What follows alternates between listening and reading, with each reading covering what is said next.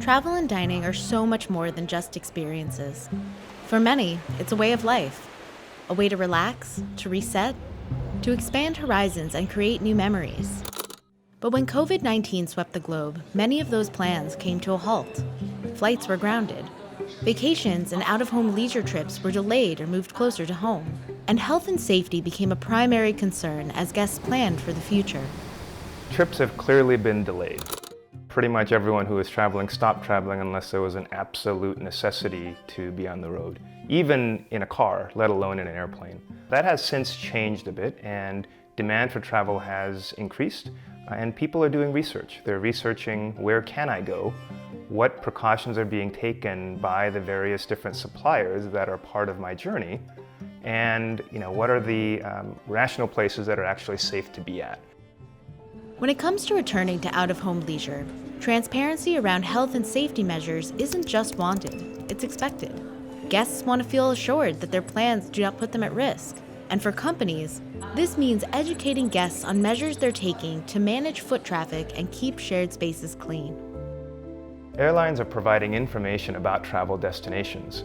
There's no point in going somewhere if there's nothing that you can actually do when you're visiting a location. They're also providing information about the various capabilities and procedures that they have in place. Electrostatic cleaning in the airplanes, touchless and contactless capabilities such as checking bags. You can now actually get through at least the portions that an airline controls the entire journey until getting onto the plane without physically interacting with anyone or touching any device, which is pretty cool when you think about the concerns that people may have. If you look at what the hotels are doing as maybe a corollary to that, they're working on many of the same capabilities.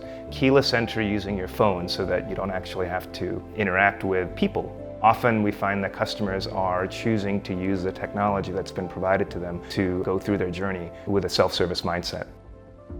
With contactless technologies, booking and managing a reservation can be done with the click of a button. Menus are accessed by scanning a QR code, with orders placed on a mobile device or kiosk. No paper menus or queues needed.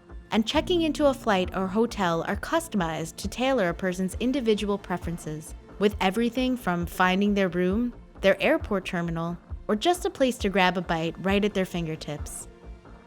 As deployment of contactless and other digital interaction channels becomes more and more broad, and as travel brands reprioritize the initiatives, they need to make sure that the capabilities are available at scale. Right? It needs to be consistent, it needs to be intuitive. Companies have the opportunity to develop new ways to make travel and dining safer, more personalized, and convenient. The expectation of digital technology from the consumer has dramatically increased. A lot of companies, while they've been able to keep up by putting interaction points via mobile apps and websites and kiosks and such out into the market, there's a fundamental set of challenges that still need to be addressed. Do you have the right foundational technology? Do you have the data that really understands and engages with your customers? And then in turn, how well are you activating that and communicating that via the channels that we so often interact with as the traveling public? Now is the time when demand is a little bit depressed, and many organizations, whether it's via help from the government or because of different liquidity and credit lines that they've been able to achieve, have built a bit of a nest egg to survive into the future. A portion of that to invest in how you engage with your customer in the longer term is absolutely a recommendation that we have to make sure you're prepared for the future and not just reacting to today.